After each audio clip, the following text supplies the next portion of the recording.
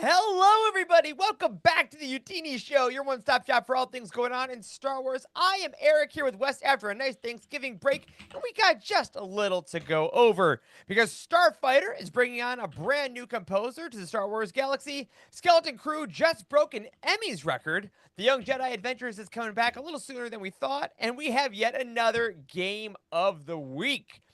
But to start us off tonight, we get to dive into our new favorite thing, Starfighter news.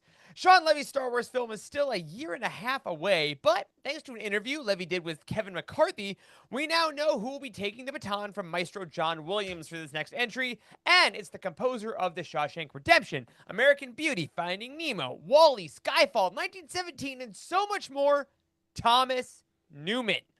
So, Wes, what do we think about this being the next composer to add some music to a galaxy far, far away?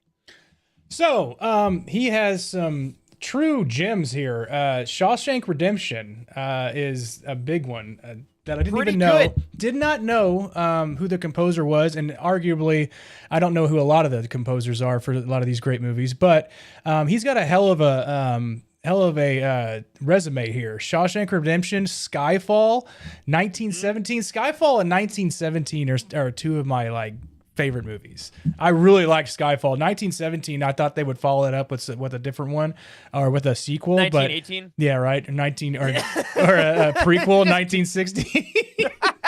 I went and saw 1917 by myself, and I enjoyed the hell out of it. But yeah, he's got some great accolades here, so I don't think we'll have a problem with any of his music. Not at all. I went to go see 1917. I got to tell you, in Dolby. And if you've seen that movie, you know that sound shakes the seats. And I saw it with a buddy who had never been in a Dolby theater before. Oh man! And he left, and he was like, "I can't really move my legs." And it was absolutely incredible. But yeah, I think that's Thomas Newman overall is a fantastic choice. I think that this kind of oeuvre of his experience is so interesting, going all the way from those really intense dark movies like 1917, like Shawshank, all the way to like a Finding Nemo, to a WALL-E, showing that kind of sense of adventure. It makes me feel like he's kind of Star Wars as a whole. I feel like we talk a lot about how the themes of Star Wars are really good in all kinds of different genres, all kinds of different age ranges. And it feels like, I don't know, maybe this is a guy who can get that little whimsical nature and stuff. Like, if you can have the starships going around with Ryan Gosling and Mia Goth flying around with the same adrenaline as, like, Crush and Squirt and, like, the turtles and Finding Nemo and the wave thing did, I think that'll be pretty good. Righteous! Yeah, he's got a wide range here of movies, so I think he has, he's got his work cut out for him because it's Star Wars, but still, I think... if you could put anybody's name here and be like, yeah, he's probably pretty good. He's probably a pretty good spot. Yeah. But I think, like I said, I think this resume speaks for itself. I mean, I don't think we're going to go wrong with him. No, not at all. And it's so fun because he's obviously joining the heralded ranks of Star Wars movie composers. Like, we have, obviously, the maestro himself, John Williams, easily, hot take, the most famous composer in the history of cinema. Doing great stuff. And then we have had a couple others, like Rogue One. We had Michael Giacchino did it, which was really great. John Powell of How to Train Your Dragon did Solo with that more adventure-y theme. And then in 6 months, oh my God, 6 months, we'll have The Mandalorian and Grogu with Ludwig Göransson, who did The Mandalorian, of course. So he is the, fifth person ever to score a Star Wars movie. So I'm feeling pretty good about it. I think it'll be cool. And the reason why I'm excited is that this news got broken on the Kevin McCarthy's podcast. If you haven't seen, Kevin McCarthy is a guy on TikTok, and now he's moved into YouTube and things that does really, really great interviews. Like, he has really good technical questions as opposed to, like, was it fun shooting the movie? That other what was your favorite part about shooting the movie? If you had to be a lightsaber, what color would you be? Anyway, bless those people. They have cooler jobs than we do. But Kevin McCarthy asked him some technical questions, and Sean Levy, I'm going to get that wrong every time, was talking about it, and he broke the news, which had not been public. So shout out to Kevin for getting an exclusive. And he said some cool quotes, and he said, quote, I was thinking about this movie and what I need the music to be because it wants to be sort of classically inspired, but no, it's not going to be remixes of Williams cues. it may be inspired by some of that, but I knew that I needed a big-hearted movie score from a composer who, like John Williams, doesn't shy away from themes. So I called up Oh. Tom Newman, and I said, "Hey, it's Sean Levy. Would you ever consider blah blah blah?" And he said, "Send me the script and describe your vision." And I did both those things, and it was yes. I'm so stoked. I'm so excited. So Wes, Oh. you know why am I excited? You know why I'm excited about that. He didn't say yes right away. He said, "Send me the script and describe what you want it to look like," right? Yep. And then he said yes. So that's awesome, actually. You didn't like just jump on it and say absolutely. I mean, I figured anybody would say yes. I mean, before they even stopped asking the questions, like yes, absolutely. And like they're ringing the door. They're ringing his doorbell right now. Like, I'm at your house. Like, let's talk about it. I'm already here. Cool. We started. So yeah, being a little methodical about it is actually interesting. You're 100% right. I think that this is the kind of care and thought that we like to have with our Star Wars creators. It's the ones that have to be talked into something certain times, that need to have a meeting, that want to see a script. Because I think that some of these bigger IPs over the years have started to get these reputations where there isn't really a script, and like the movie kind of exists but kind of doesn't. We'll figure it out, and it's kind of like, slammed together on the day. This shows that, hey, I'm going to be putting music to this. I have made many famous scores. I want to know that I am the right fit for your adventure, for your movie. I want to see a finished script and know what this is in my head before I compose it. And the fact that he did, and then, like you said yes, oh, I'm excited. Yeah. Now, he saw the vision. And I think the fact that they're bringing on these veterans in different capacities that are actually excited about working on this thing, like, there's got to be something there. Just based on his history, listen, I know we all need money. We all need jobs. He could say no to this check. For sure. I think he's doing fine. But I mean, but you don't want to. There's not really a reason to say no other than if he read the script and was like, ew, but yeah. I don't want to do this. I don't think this script is going to get a no out of anybody. So no. What I do hope is that he says that, or Sean Levy said, there's going to be themes within, obviously. Yes. I hope that the themes that Thomas Newman creates go way past this movie. Like they're included in every other movie after this with certain characters that reappear, right? So I want that as something to justify saying like he was the one to actually say yes to this script, because they said, hey, you can have a lasting legacy with Star Wars by adding these themes to these certain characters that will be ongoing through, the end of time, right? So that would be, because I'm big on Star Wars themes, because whenever you hear Leia's theme, whenever you hear Rey's theme, like that, like something, you feel something whenever you hear these themes, this music that John Williams created, but now with Thomas Newman, I think there'll be new ones that we can latch on to. Yeah, there is such a specific thing in Star Wars themes where they kind of demand to be listened to, even though that is sometimes the opposite point of music in film. Like sometimes you don't want to notice music because then you're taken out of the story or whatnot. But you're totally right. I mean, you hear the Imperial March, you hear the Binary Sunsets, like you know exactly where you are in the film.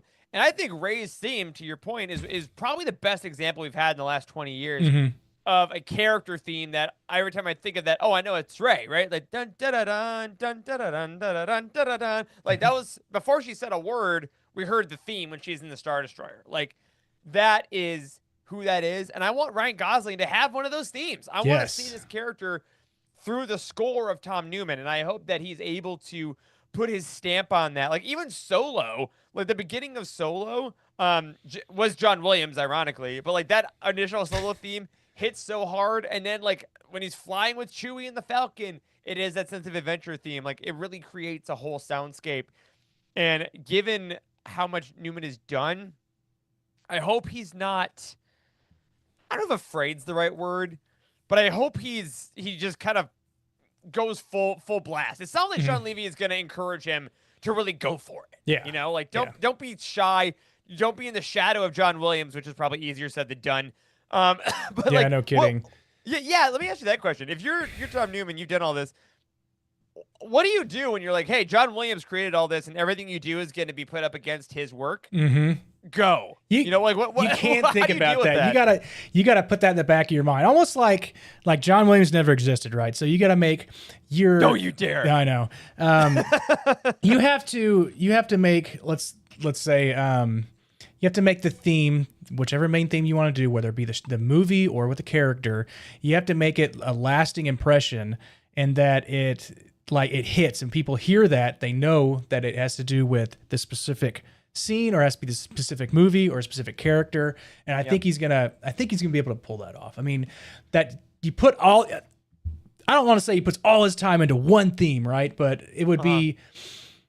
It behooved me to say that you wouldn't want to do that, just so you can make sure you get a home run at first, and then you can add to your repertoire of your Star Wars book, right? So yeah, and play with it. Like, yeah. you know, you had the classic dun dun dun dun dun dun, but then like you slow it down and it's Binary Sunset. Bum, bum, bum. Like, have your whatever main drag is of Starfighter, whatever that's going to be, whatever we hear in the trailers and are like, yo, that's Starfighter. I can't wait for that. Yeah. Whether it's when the ship finally, you know, there's going to be that scene where, oh my God, it's not working. We're dead in the water. We're dead in the water. Ah, and then boom, and then a scene hits. Yes. Or a theme hits. Yes. Whatever that is, own that and then play with it throughout the whole movie. Like, I think that's.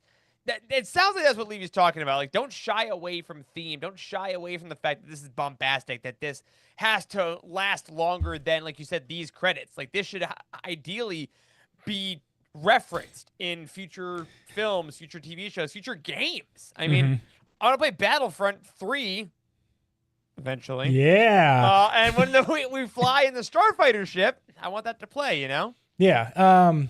And maybe after the movie, in, let's say, a director's cut in the special features, we get some of the themes that weren't chosen for, let's say, Ryan Gosling or the movie, but that were like this was a workup to what was finally chosen, right? That would be cool.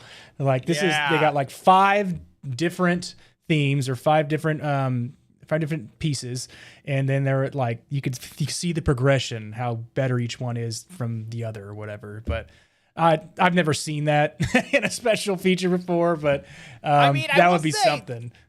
Star Wars fans and Star Wars creators love a featurette. That's true. Yeah, a behind-the-scenes featurette. It is one way to sell a physical copy, that's for sure. Oh, yeah. Oh, my gosh.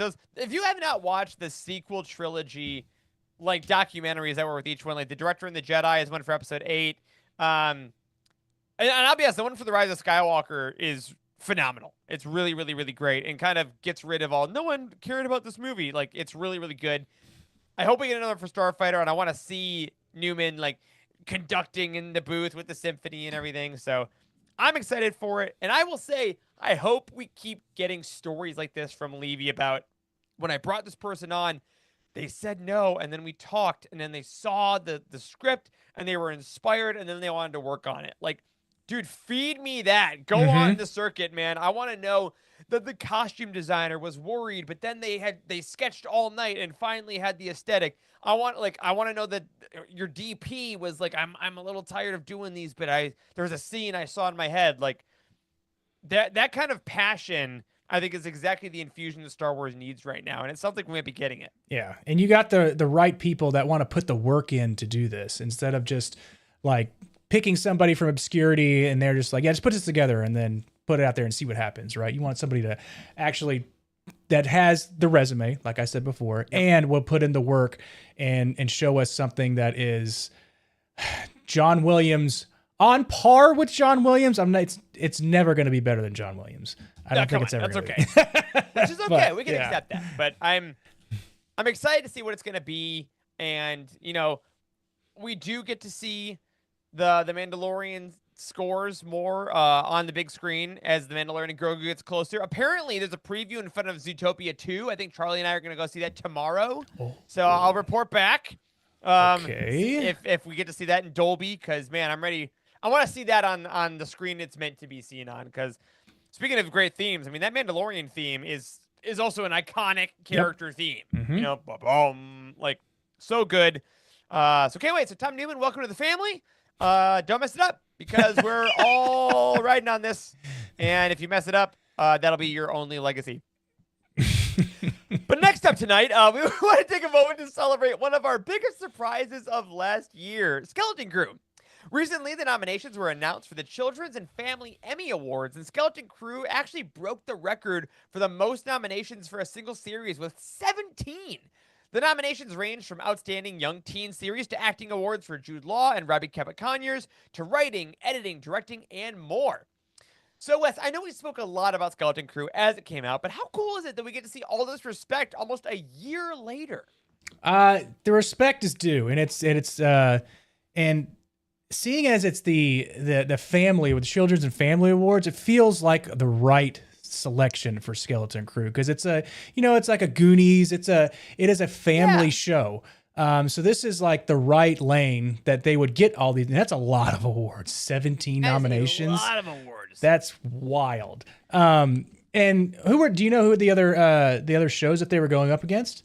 Oh my God, what a great question. I'm sorry sure to put the you on internet the knows. spot, but No, it's good. It's good. Let's see what we got here. Children's and Family Emmy Award nominations. Directing, that would be a fantastic honor to have.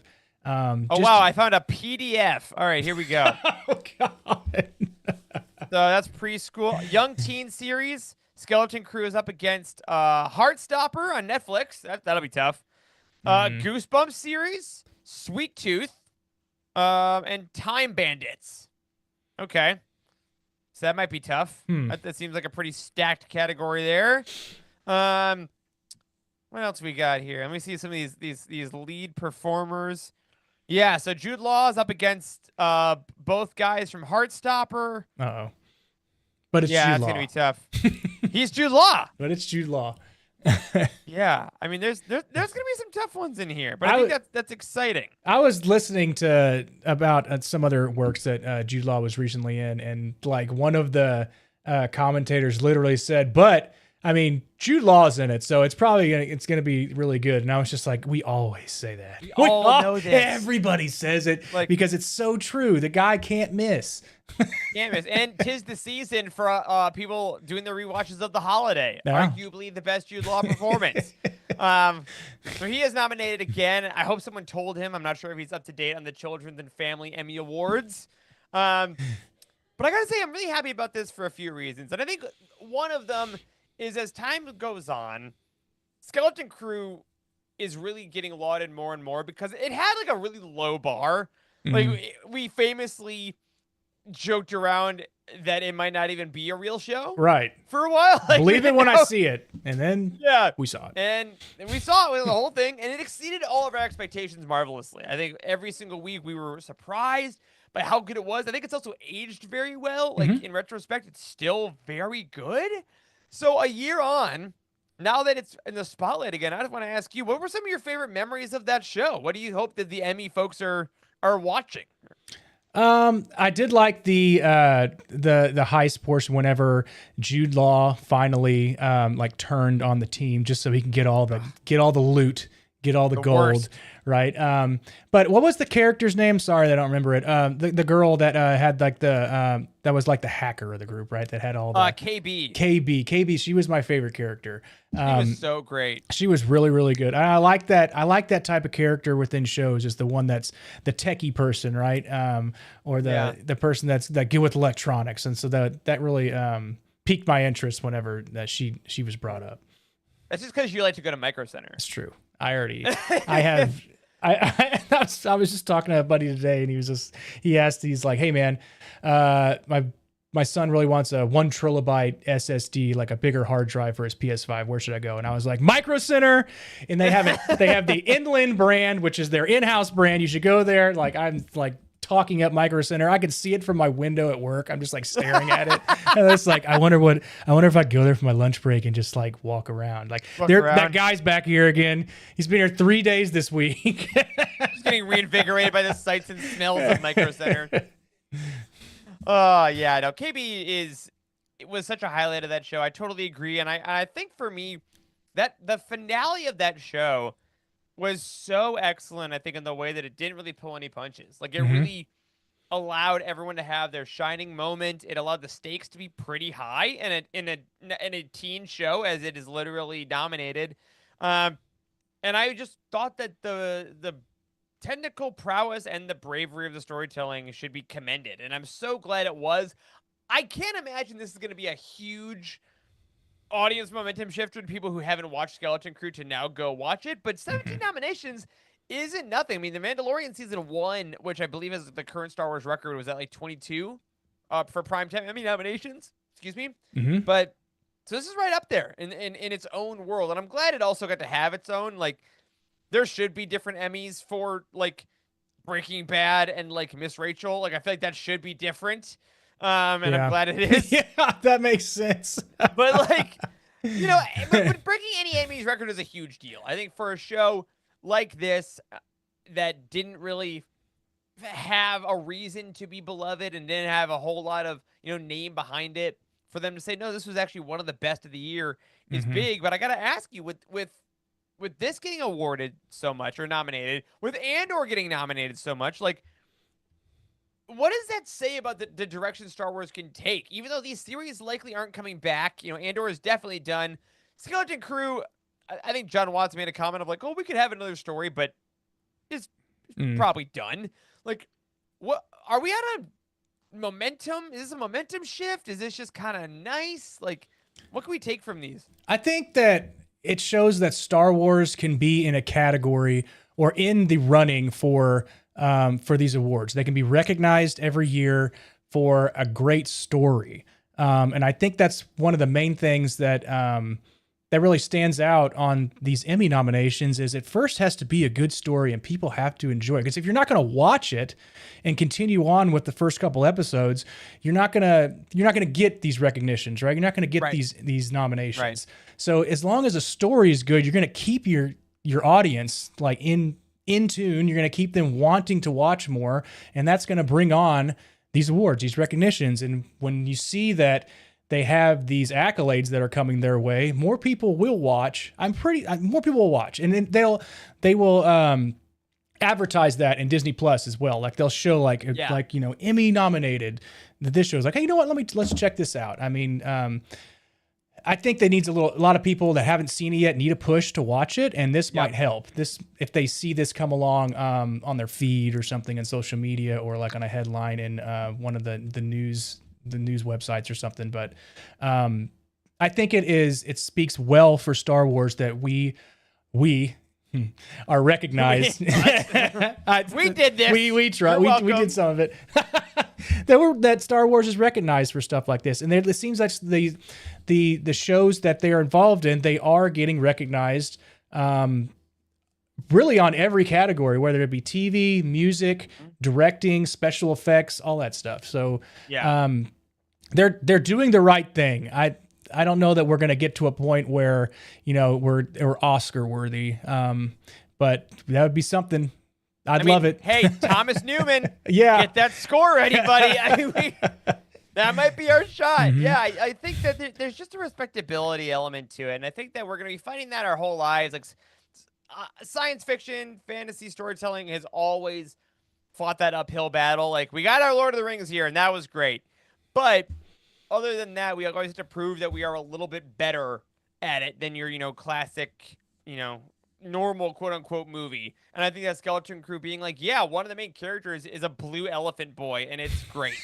And it's still as good as these other things. And Andor is like, yes, there is there are political prisoners and horrible fascists, and the guns go pew pew, but it's still horrifying, and that's okay. That doesn't make it lesser. So I'm hoping that this is a trend we can continue. And yeah, I think the Oscars are probably the big one. I think that is a harder one to penetrate, that other than visual effects and things like that. Like, Star Wars movies are gonna hopefully continue that little bout of recognition. I think that the fact that the television shows are being given to artists like, John Watts and like Tony Gilroy, that are clearly making good products, hopefully gives them the, I don't know, the bravery to do it again on the big screen. So, Yeah. fingers crossed. point. And good luck, Skeleton Crew. I mean, it's cliche, but just to be nominated is the win that we need for Star Wars. Yeah. So When is that's what we get. when is the award show? Oh, when is that award show? Children's Family Emmy So Awards. they nominate them, recently, and then like 2 weeks later or something. Maybe like the When week is it after gonna Thanksgiving or be? something. When is it gonna be? Induct. When is it? The nominees, the winners. Why is it so hard to find this? Rules? Nope. Well, the last ones were. Oh my God! The fourth annual awards will take place on March 1st of 2026. Oh, So they wow. have 4 months to campaign, I suppose, All right. or 3 months to campaign. So get on it, everybody. Go to those luncheons. Okay, so we'll get there. All right. Well, ironically, our next little story for tonight is also a Children and Family Emmy Award nominee, but it's a little bit different because this got announced a little bit a while ago, everybody. But as we were off for the Thanksgiving holiday, we missed celebrating the fact that one of the sleeper hits of Star Wars animation is returning for a third and final season, Young Jedi Adventures. The High Republic set animated series will drop all 7 episodes in just 1 week on December 8th, with the story being completely finished by the end. And we even got a peek at the future in the new trailer. Now, Wes, let me ask before we get into it, how deep does your Young Jedi Adventures fandom go? Have you literally ever watched it? I am in the shallow end of the pool on this one. Okay. I have scrolled past it on Disney Plus. I have selected it, but I've never actually watched an episode. Okay. I am unfamiliar with Young Jedi Adventures, but I'm glad that it exists because it is a good start for young Star Wars fans to get into it. I know that my girlfriend's brother's kids, the young ones, they have the Star Wars Golden books, and so they started them off of that, and then this could be another progression. Just watching this on TV, like hopefully they're not glued to their iPads all day watching this, but they can sit down with mom and dad and watch this. Yeah, no, I'm pretty similar with you there. Like I think I watched part of the first episode and immediately realized, like, okay, this is very much tailored for a younger audience. Nothing wrong with that. That's fine. I love that it's there for them. But I've kind of followed on the outskirts for the first 2 seasons of realizing, like, oh, this is a very fun show. There's character continuity. There's like some decent action sequences, and it's really just a great place for kids to love Star Wars. Obviously, we know who Nubs is. Nubs is like the breakout star. I'm aware of Nubs, yes. You're aware of Nubs, voiced by D. Bradley Baker, of course. And they also got nominated for, I think, the preschool level of family arts or family and children's Emmys. But what I like about this announcement here, they released a trailer for season 3, and they know it's ending. And I think that's rare in Star Wars. I think that's rare in a lot of media as a whole nowadays, but they are well aware that this is the final season that it's going to be. And they get to kind of end the story on their terms without worrying about getting, canceled like The Acolyte or something like that. So what do you think, if you're writing the ending of a preschool show, how do you end it with an oomph? Because I feel like things like SpongeBob and things just go on forever. Like, how do you think they're going to bring this plane home in a way that is satisfying yet definitely over? I don't. I'd like him to tie it in somehow to maybe the Skywalker series. Just for the adults that are watching their kids, and gives it a little bit of, but also gives some. It also gives them some type of main point for the kids to be like, oh, who is that? Or like gives them a jumping off point to start with the adult or the teenage type shows. So maybe just tie it into the Skywalker series a little bit would be nice. That'd be kind of fun. Yeah. I think that like trying to bring them into whatever continuity there's going to be would be great, and kind of giving them a full arc wherever they started. I will say now, if you are a pure Young Jedi Adventures enthusiast that doesn't want to know anything at all, even things that are in the trailers, slight spoiler ahead, I suppose, but this was in the trailer. Right at the end of the trailer for season 3, you do see a little bit of a time jump with the main characters aged up. as either knights or Padawans or like teenagers or adults essentially. And I think that's really cool. One, they put that in the trailer that like they're gonna survive something, but I think it might be an interesting way to show kids like how it's okay to grow up and how the Jedi grow up and they're still friends and things like that. I think that some of those very basic lessons are still important. I don't know what the kids are watching nowadays, but I think that anything that reinforces that your friends won't all leave you as you get older is kind of key. And I hope they do it with lightsabers. I think that could be a lot of fun. So that is going to be a week from tonight on December 8th. I think they're all going to be dropping on the YouTube channel, Star Wars Kids YouTube channel, and Disney Plus, usually how they do it, but at least Disney Plus. So we'll see. I don't know. Maybe it ends with Starlight Beacon going down. That'd be something. They're all on it.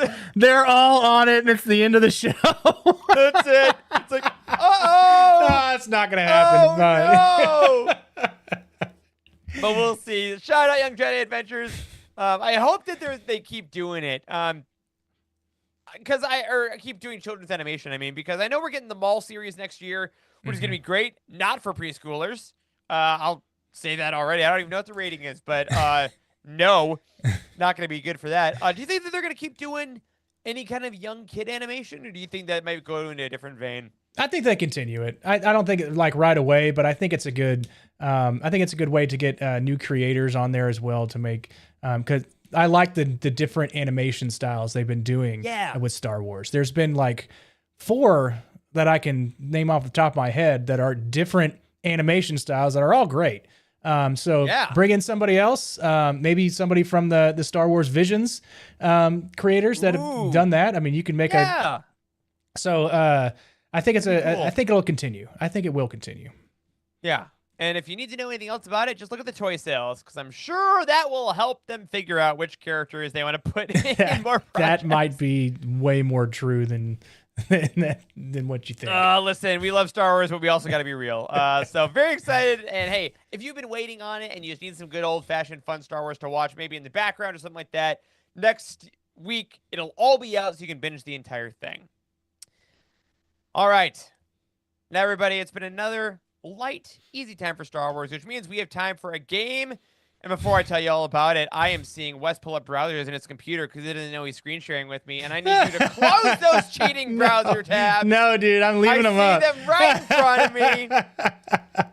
Because everybody, we are going to put our Star Wars knowledge to the test tonight. Because instead of putting just Wes on the hot seat, we are each going to have an opportunity to see how many things in a single Star Wars category we can name.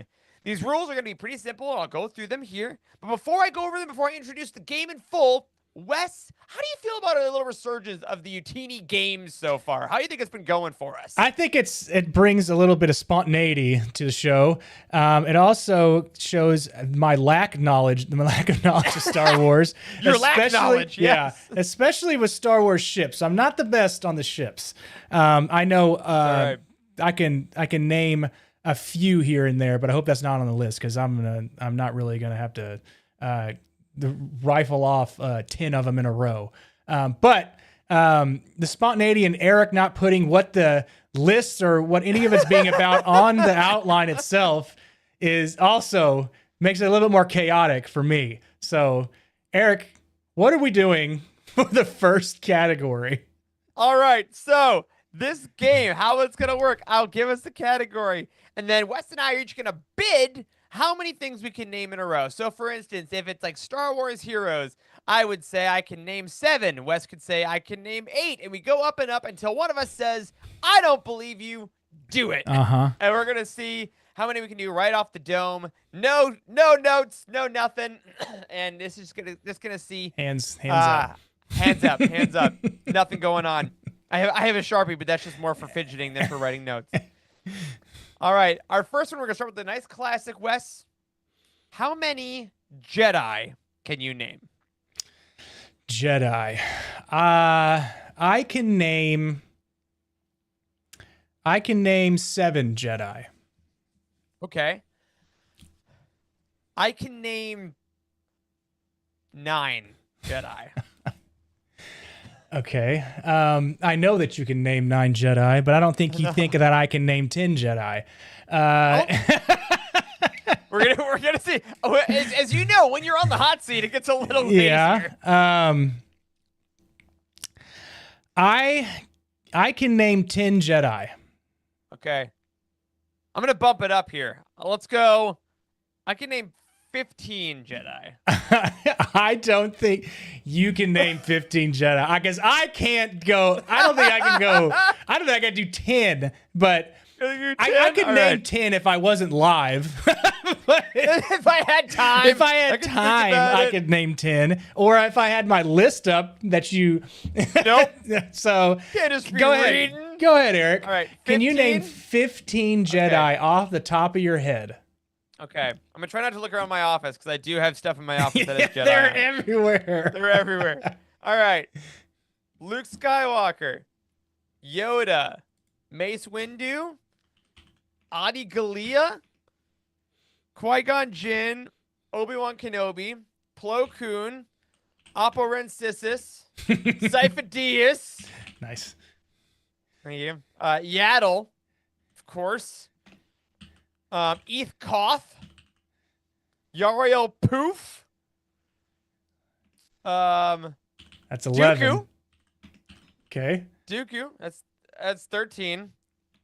And then 2 more. We'll do Avar Chris and Elzar Man. Yeah. That's right. Bam. Can you name more? Can you keep going? Can you keep going? No, my brain is turned off. Nope, I guess I can't. Absolutely not. All right, so there's Jedi to start. I think I could name if I got 30 seconds in between each name. I mean, dude, we're not running a timer on this one. Yeah, you can do whatever you want at that. All right, next category. I think this is actually a harder one, which it should be. Droids. Droids. Oh boy. Okay, I can name 4 droids. Yeah, this is about way more likely where we should be. 4 droids. I can name. I'm trying not to like think of them ahead of time because then I'm like, right, let's go 6. 6 droids. God. I can name. You said 6? 6. I can name 7 droids. Do it. Okay. All right. All right. Specific droids, not like battle droids. Yeah. All right. C-3PO. Mm-hmm. R2-D2. Great. IG-11. Yep. IG-88. Oh God. Yeah. Okay. Yep. R9D4. Nope. Is not. Oh, shit. All right. L3. What is her name? Her full name? Yeah, L3. Got it. Think about the Star Wars Unlimited card. I know. Okay, I don't remember that one fully. Okay. Okay.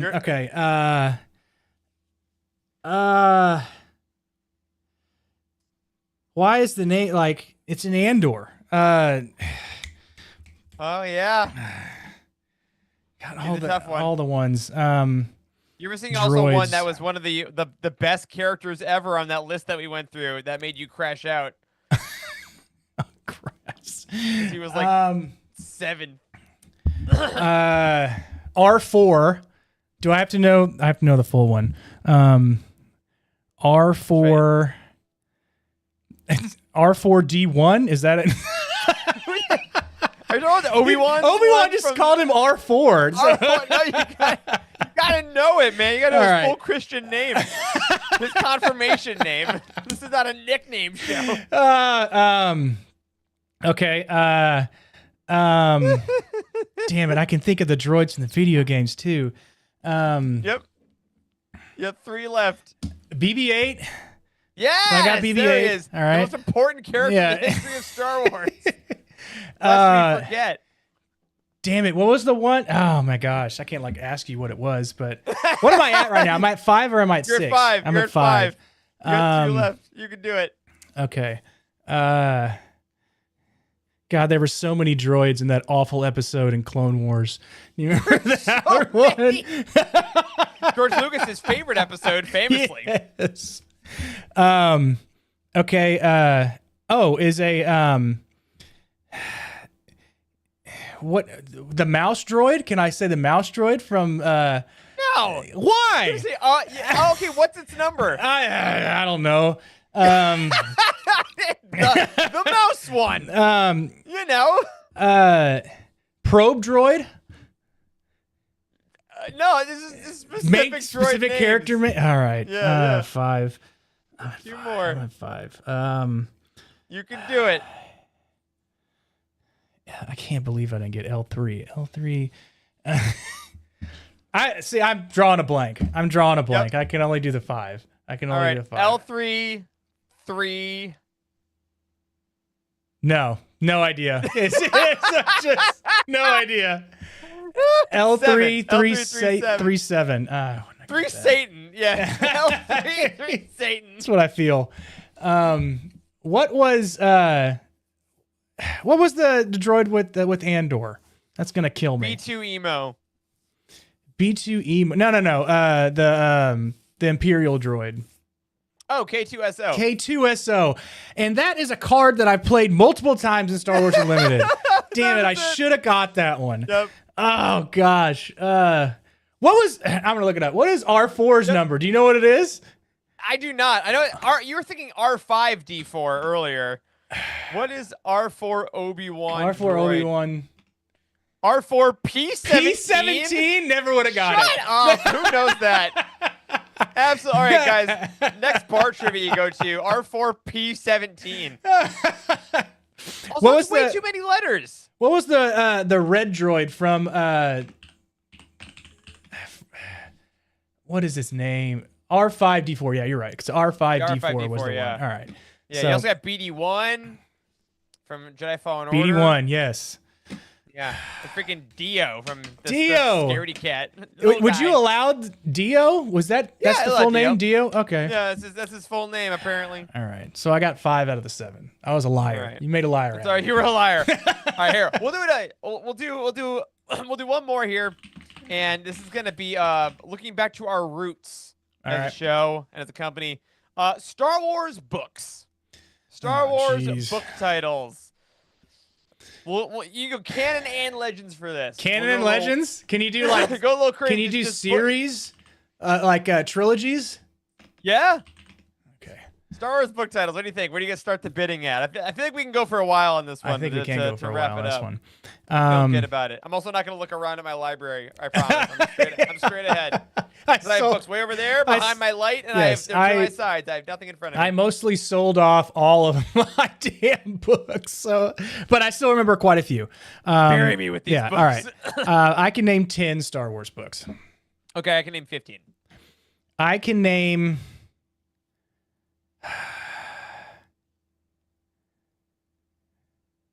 Wait, you can't do you can't say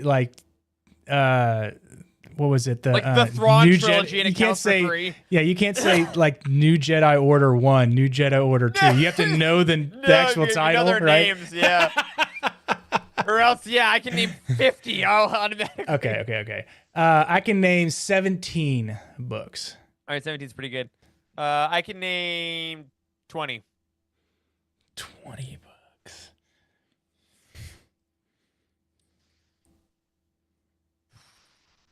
Go ahead, Eric. Okay.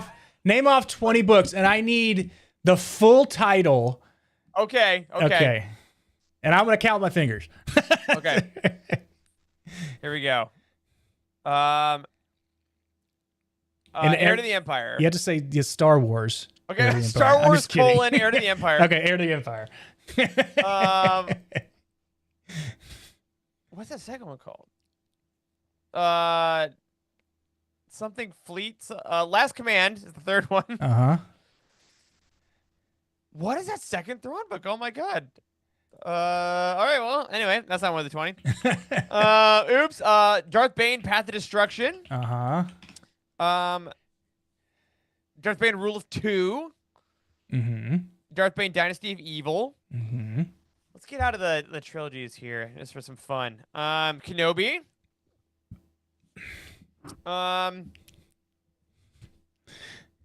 Master of Evil just came out.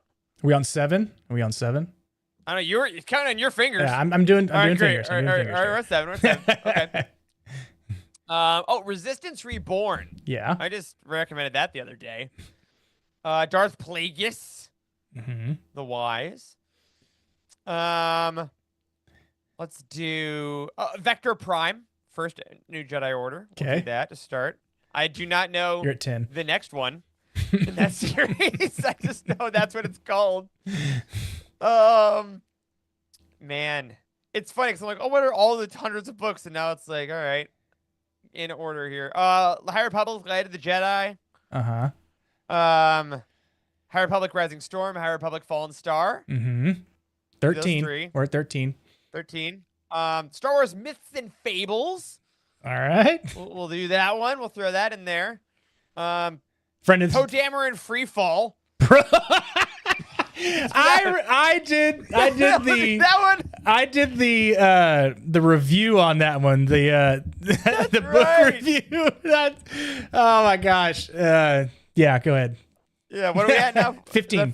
15. Oh, here's another for you. Force Collector. Charles Hankel's favorite book that he never read.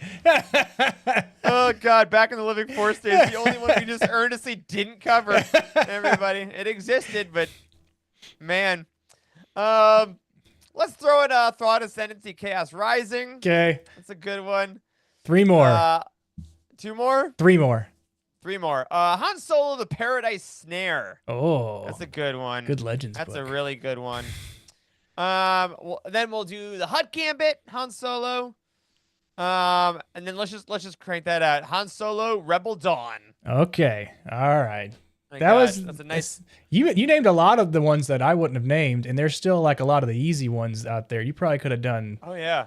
30. Could have kept going. It's 35. Oh yeah, we kept going. 40, 50. Again, all these lists we made at Youtini.com over the years, I have edited and written enough of them that I've seen.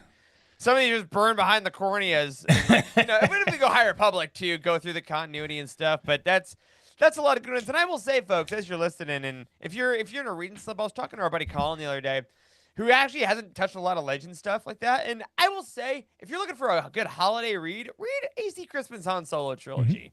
That is such a fun trilogy of books. Barnes & Noble has a great edition of it that has all 3 of them in it with the little leather bookmark thing. Yeah, I bought that one.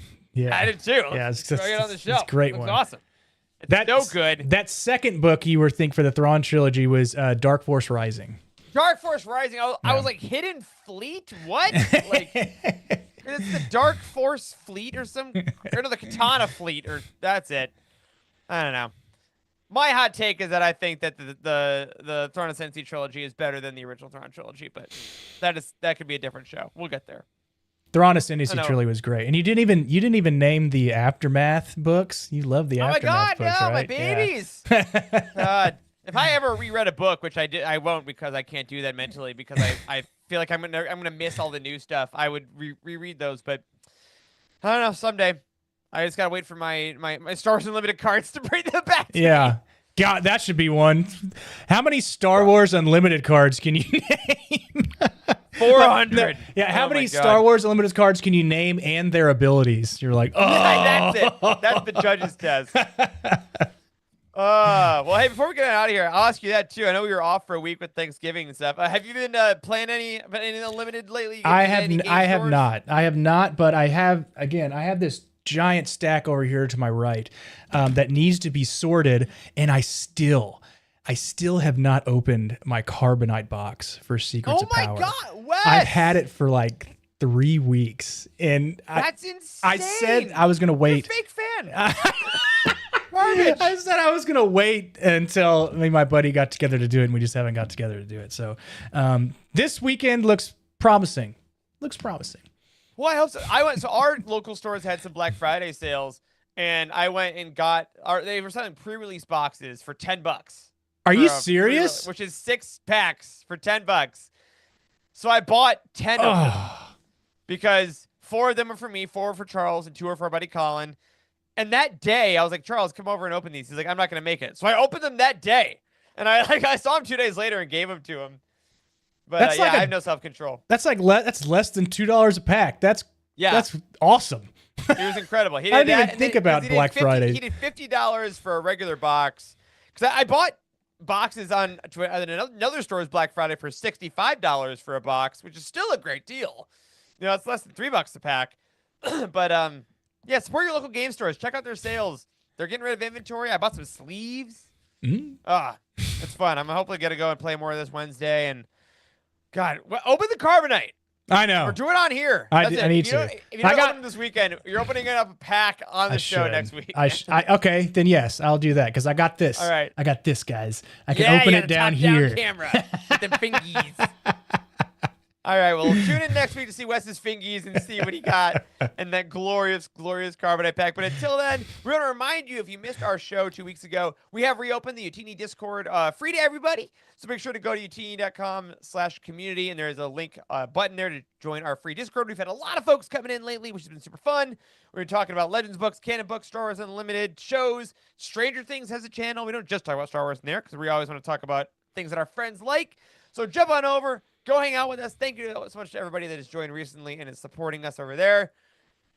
But my friends, on that note, that is going to do it for this week's episode of the Youtini Show. Thank you again for hanging out with us every week. We will be back. There are no holidays for a little while, so we'll be back next week to let you know what's all going on in a galaxy far, far away. Until then, we will see you in Discord. And as always, may the Force be with you.